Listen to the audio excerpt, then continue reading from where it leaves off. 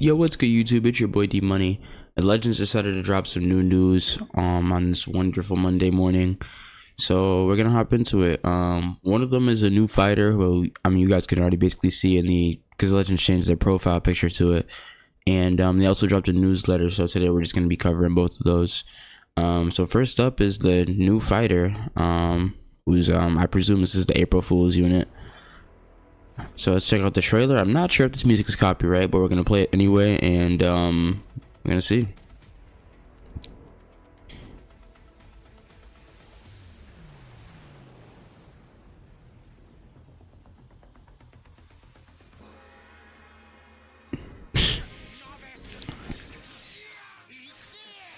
So we're getting our third mercenary Tao unit. This is like the cyborg version of him. I call myself a Dragon Ball fan, but I really do not know where this guy comes from. I know he's either from Dragon Ball or he's from like a random episode in Z where he came back as an android. I'm not really sure, but yeah, he's the April Fool's unit. So we know what Legend does for April Fools. They kind of drop they kind of like make plaster the unit all over the game. He's probably going to be the new title screen. He's probably going to be the new app icon. I don't know. But yeah, that's what we're getting for April Fools. We're getting Mercenary Tao. Probably going to be a free-to-play unit like they always do. And they haven't dropped any abilities with his kit. So, I mean, yeah, we have to wait and see for that to drop. It should be coming Tuesday night, or like, well, technically Wednesday morning, but I just call it Tuesday night. But yeah, we're going to hop into the newsletter after this. Alright, and if you check your game details, the news, then you should be able to read this newsletter for yourself. But if you guys don't feel like reading it, I'm going to break it all down for us right here. So he says this newsletter is future character abilities and addressing how battles are experienced. I don't really know what that means yet, so we're just gonna hop into reading. Thank you for your continued support of Dragon Ball Legends. Dragon Ball Legends will be celebrating its 7th anniversary this year in May. To make sure this special year is as exciting as possible, as well as ensure Legends can be played and enjoyed for many more years to come, we are currently hard at work on a massive version update. Here we will explain some of the challenges that the Legends team is facing with regards to character abilities and those abilities have on the battle experience.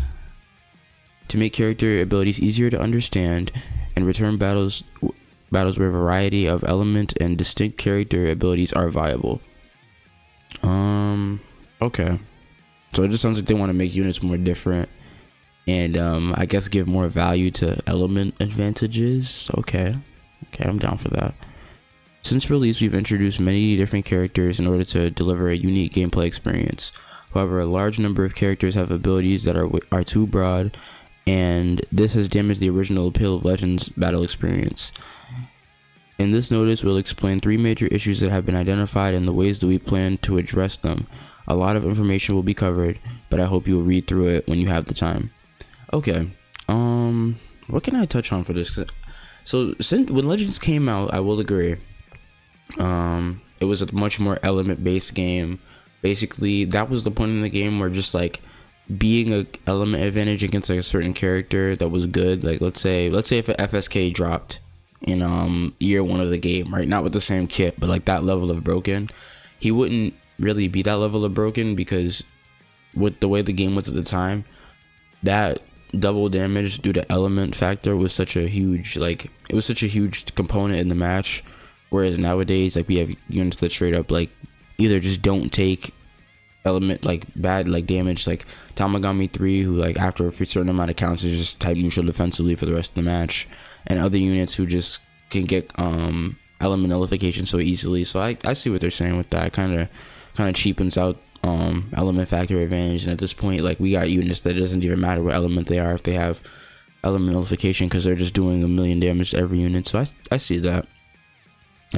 And like I feel like it's the natural evolution of the game for it to get more complex and less simple. Like I feel like every game starts pretty simple and then it kind of stretches out as the years go on and power creep happens. But them trying to reel it back, I'm definitely not against that. All right.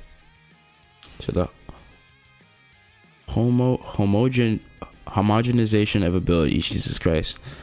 In the past PvP metas,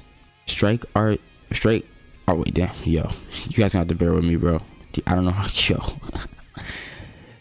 Art's quad draw speed up was a distinctive ability usually given to characters who demonstrated strong combo abilities in the original series.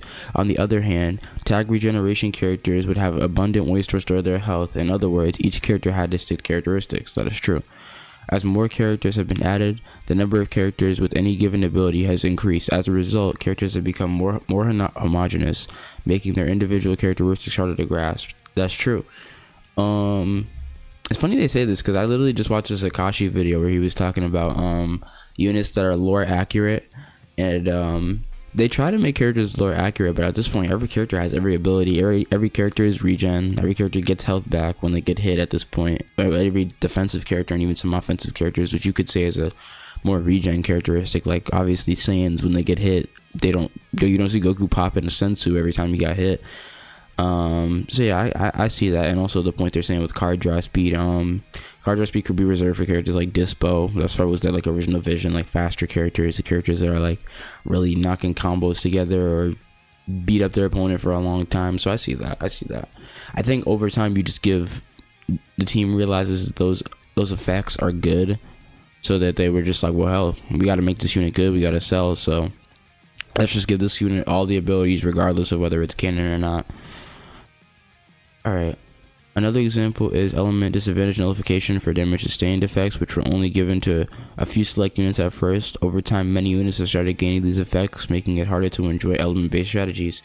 Yeah, that was what I basically touched on before. Like every unit basically has this effect, especially LFs. I think like pretty much every recent LF has had element disadvantage nullification for damage sustained, at least.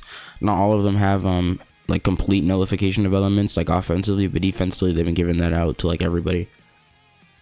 The same issue has occurred with special cover change nullification and card draw speed up effects. With combo capabilities continuously on the rise, matches often dissolve into one-sided affairs where one player is receiving the end of a lengthy combo.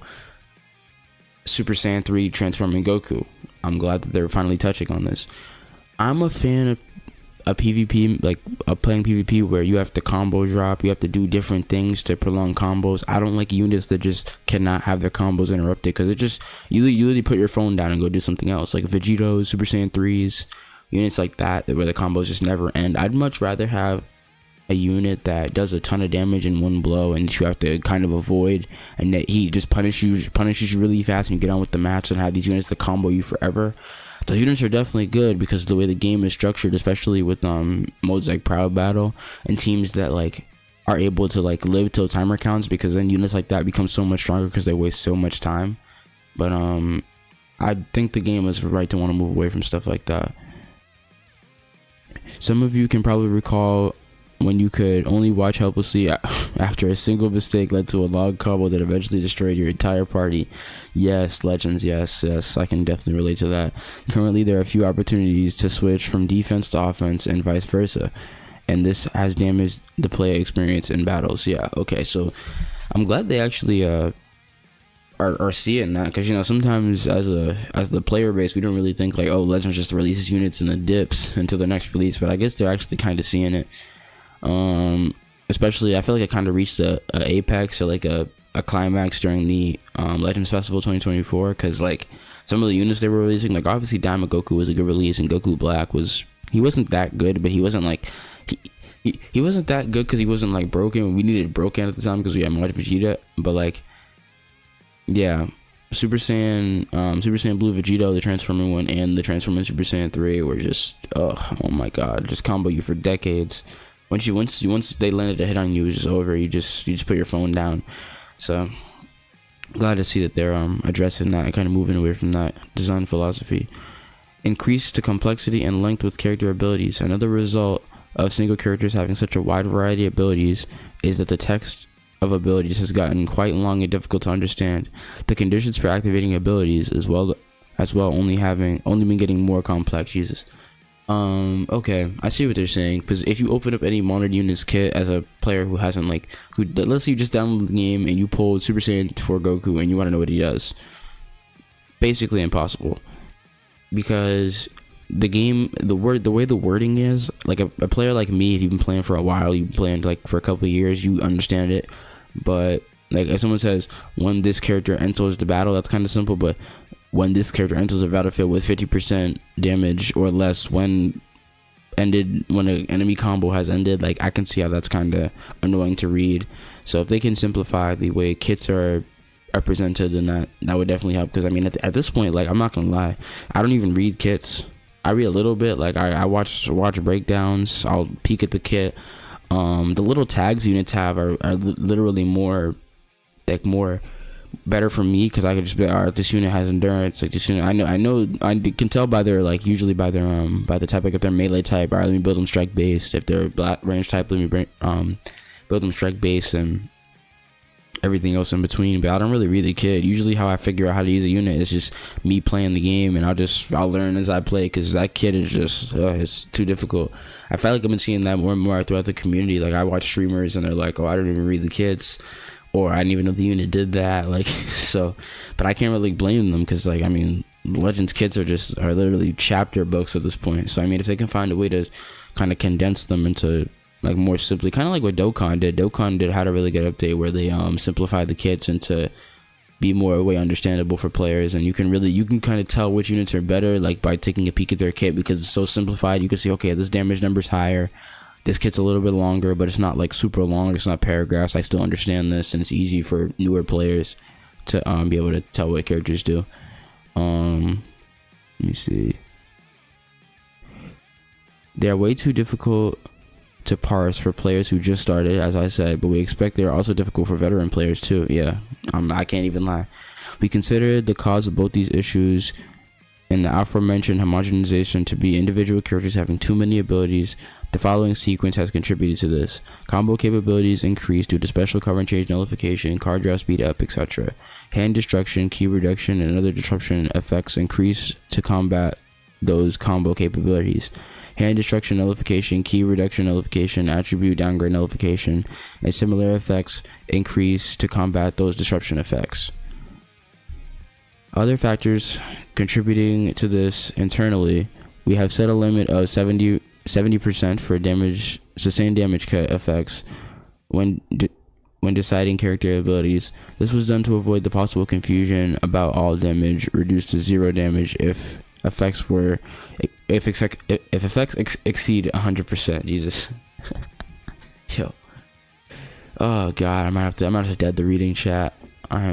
I'm struggling with this. Well, I'm not like struggling, it's just, I don't know, I'm gonna have to read at like run of the air.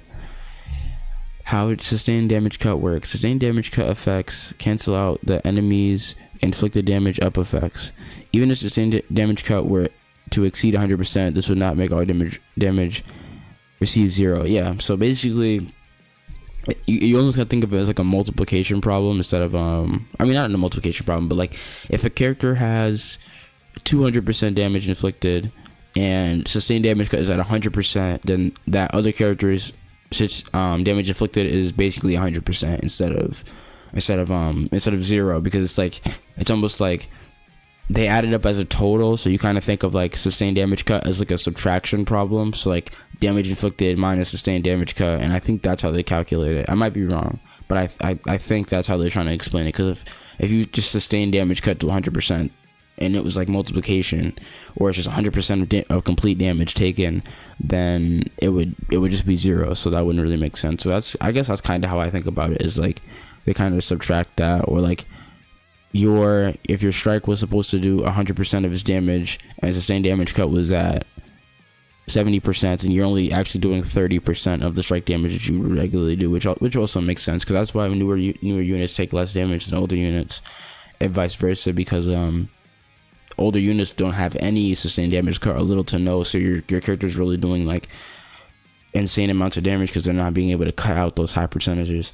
To prevent confusion, we intended to stay under the limit by maintaining defensive abilities with hand destruction, recovery effects instead of more damage cut. Yeah, because I mean, that also makes units more distinct, because if every character just eventually took less and less damage, then characters wouldn't be as fun to play because they're less distinct. There was a point in the game where every unit felt like the same with the same abilities. It was like right when like Gotenks was releasing and Tree of My Goku and Majin Vegeta. Like every unit basically felt like they did the same thing. Everyone had cancel buff effects. Everyone had the same sustained damage cut. Everyone had the same disrupt. And people were like, oh, like these units all feel exactly the same. So I'm glad they're touching on that. Addressing these issues, we plan to gradually implement the following improvements to these issues: adjusting the combo, incorporating step combos. Card draw and key recovery are reduced during step combos, but in order to prevent excessive comboing, increasing that reduction amount is being considered. Oh wow! So they're trying to like nerf charge step and sidestep combos. I don't know how to feel about that. I mean, if no one's sidestepping, then I guess I wouldn't really care. I'm already at the point where I've even learned to like utilize not sidestepping in a combo just to get damage out quicker. Currently, I'm using the Daima team with Super Saiyan 3 Vegeta, Super Saiyan 4 Goku, and Majin Ku. And with that Vegeta, I tend to just not even sidestep. I just like rattle off the cards as quick as I can, which I don't know if that's better or not. But for me, it's just getting off that burst damage. Sometimes you can catch somebody off guard with the huge damage that you do. So yeah, I'm liking that. I think that's by design too, because he only gets 5 counts of nullification. So yeah. Adjusting to activation timing and the length of special cover change nullification. Recent characters have already been released. With these balance changes in mind, we plan to avoid giving future characters excessive amounts of special cover change nullification. I like that. That's good. That's gonna make the game way more skill based, and it's gonna make combo dropping a lot more valuable if characters don't just have like 30, 10, 15 counts of cover change nullification. Because then people are gonna have to think like, oh, I'm gonna have to drop here. I'm gonna have to swap to another character so I can do that, and it's going to make these long combos a lot more breakable and the game a lot more skill based. Specific example, Super Saiyan 3 Vegeta, like I said, only getting special cover change nullification for 5 counts kind of forces you to have to like just rattle those cards off, because especially if you're playing a Super Saiyan 3 Goku, you can interrupt his combos very easily, and sidestepping isn't really very valuable with him because he's going to run under cover null, and then you're just going to get cover changed against if they're using Super Saiyan 4 Goku, or if they have another character with cover change. The special cover change nullification effect will not be discarded. We will continue making adjustments in order to create metas where special cover change nullification can be used more effectively. I like that. Adjustments to length and activation opportunities for element disadvantage nullification. We consider a variety of factors when deciding the element of a new character, but one of the most important is whether specific parties need a given element. Okay. Yeah, I suspected that they knew this, because usually we can predict what element a unit will be based on what the team needs. That's like a huge component in people trying to guess what new units are and what their elements will be. Is like, oh, this team hasn't gotten a red since last year. Oh, this team hasn't gotten a red since this point, or they're gonna Zenkai a green unit, so maybe the next unit will be green so that he can Zenkai him. So I suspected that they took this into account. However, element disadvantage nullification has increasingly been used as a way to ensure that characters have competitive abilities if the meta when they released featured characters they have an element disadvantage against. Examples of characters who released into unfavorable metas would be Legends Limited Super Saiyan God Goku and Legends Limited Omega Shan. Wow. So they're actually like admitting that these units. Oh wow. Okay. So they're kind of taking accountability for that. I see that, because for those of you who didn't know, I don't think there's a lot of you because that's pretty recent, but Ultra Super Saiyan 4 Gogeta and what's his face Purple Ultimate Gohan both released, and when the span with these 2 units, and these 2 units were, I mean, Omega Shenron was still pretty usable because he's on Gogeta's team, but especially for God Goku, like those 2 units basically made them unusable because the meta they dropped in was dominated by purple units, so they really struggled. But I'm surprised Legends actually took accountability and like admitted that. I mean, we all knew it, but I mean, I don't know if they like have a new dev team or something, but these guys are like, I'm telling you, 2025 is up. Like Legends is up. In order to emphasize the fun of building teams around elements, we intend to reduce the length of opportunities to activate element disadvantage nullification. Instead, we'll adjust more fundamental abilities like damage inflicted and increases in sustaining damage reduction to balance characters. I like that a lot. It's going to make people who kind of want to run more like color based setups and meta countering based setups more viable, because units are going to be less invincible to element nullification, which I like. The limit on sustained damage cut effects was one of the causes for the increase in disruption and recovery abilities, so it has been removed. Damage cut effects will now be called damage guard. No changes will be made to how it functions. Okay, so just renaming it. We plan to gradually reduce excessive disruption and recovery abilities in future characters, making up for the difference with more fundamental abilities. Okay, and then their example is where reduced ki by 40 would have been considered previously. The character will instead get reduced ki by 20 and higher damage guard values. Oh, okay, so instead they're just gonna make you take less damage but reduce less ki. Okay, so you're not gonna outright end the combo, but the combo is gonna do less damage. Okay, at least I assume that's what it's gonna be. I have to play it to see. Starting in April, characters will have greatly increased values for effects like inflicted damage up and damage guard, previously sustained damage cut, but their overall power will not be drastically stronger compared to existing characters. Okay, so they're kind of just renaming stuff and repurposing stuff, but they're still trying to rebalance with it. I see it. Ability text become so lengthy it becomes hard to understand, so we will be addressing that issue with the goal of making abilities for future characters easier to read and understand. We are revising the rules for ability text. We will also be moving excessive explanatory text to the in-game help. Abilities effects will activate as the start of battle, being moved into a new starter ability section. I like that.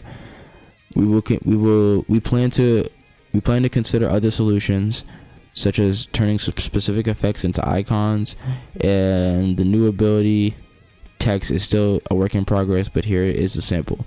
Before, apply buff effect nullifies enemy special actions when changing cover to self for 3 timer counts. After, nullify special cover change 3 timer counts. Oh, okay. So they're just shortening it. Okay, yeah, because there's no need for all that text. Nullify special cover changes 3 counts. There we go. Summary of plan adjustments. Those are all of the adjustments currently planned. We will begin to apply them to characters being released in April 2025, and the number of complexity of abilities will be reduced gradually over an extended period of time. We are doing this gradually to prevent newer characters from being unable to compete against those released before April 2025. In the current meta, if you were able to build a party around a character who was given 200% damage guard in exchange for having little to no combo stopping capability, it is possible you would never be able to stop your opponent's combo. We expect you would simply lose after spending 180 timer counts being comboed by your opponent. We are making adjustments to the overall meta to ensure the characters are not weaker because the number of abilities has been reduced. Ultimately, our goal is to make character abilities easier to understand and return the game battles where a variety of elements and distinct character abilities are viable. We do not intend to make the game where characters compete only using their base stats. Okay, that's good. Even though I don't think the game was ever that past like year 1. Base stats haven't really mattered that crazy. It's more just about damage percentages and the amount of abilities they have. With each new character release, abilities have gotten longer and more complex. As Legends celebrates its 7th anniversary, we are working hard to address the issue and making Legends battles more exciting than ever. Our goal is to make character abilities easier to understand and return battles where a variety of elements and distinct character abilities are viable. We fully understand that this will put a lot of pressure on you, our players.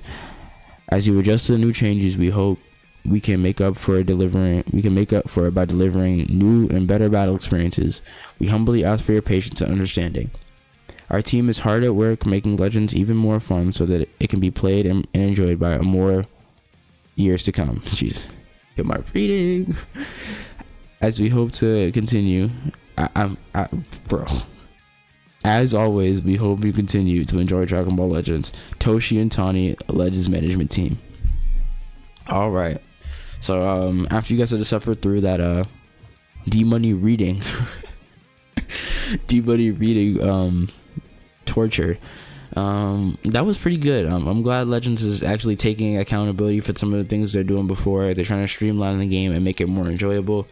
Yeah, I think if units were a lot more diverse and units had a lot more unique characteristics beyond just like kit numbers and damage output and cover null, because literally right now what makes a unit good is literally how much cover null they have, if they have element nullification, do they have a second life mechanic, and how much damage do they do. Literally, if you have some mix of those or a good abundance of those 4 abilities, you'll be good in PvP. That's it. It doesn't really matter. Like, obviously you have a unique gauges have specific effects. If you have like a defensive unique gauge, like a majin unique gauge, then that's another factor. But those are the main things. Like, if a unit has element nullification, he does a lot of damage, or he's an offensive character with element nullification and cover null. Even if he doesn't have a second life, if he does have a second life like endurance, it makes it even better. But if you have those 3 things, then you're a good unit. That's it. It doesn't even matter what other like things that he does. So the fact that they're trying to lessen the effects of cover null, heighten the effectiveness of element nullification. I mean, just elements in general, not even nullification. But yeah, I mean, that's a step in the right direction. If every character was more unique, then I think it would halt power creep a little bit, because units' abilities wouldn't just be thrown onto other units to make them more powerful. Units would stay more unique, and the power creep would move a little bit less fast. Because the problem right now with the game is that there's units that released like a few months ago where that just are unusable or like completely suck now, because the units that released 2 months ago just absolutely vaulted them in terms of PvP viability. So that's definitely yeah, I'm out of breath, chat. I'm not gonna lie, but yeah. In conclusion, Legends is making a bunch of good updates to the game. They're trying to move PvP into a better place, move units into a better place, which I like. Trying to make every unit be able to be viable in their own metas when they release, instead of having characters that are dead on release, like Goku. I got Goku and Omega Shenron, and even like Super Vegetas, units like that. So yeah, let me know if you guys made it to the end. I really appreciate it that you had to suffer through my reading. And let me know what you guys think in the comments below about Mercenary Tao and the new newsletter. Make sure to like the video if you enjoy, and D-Money out. Peace out.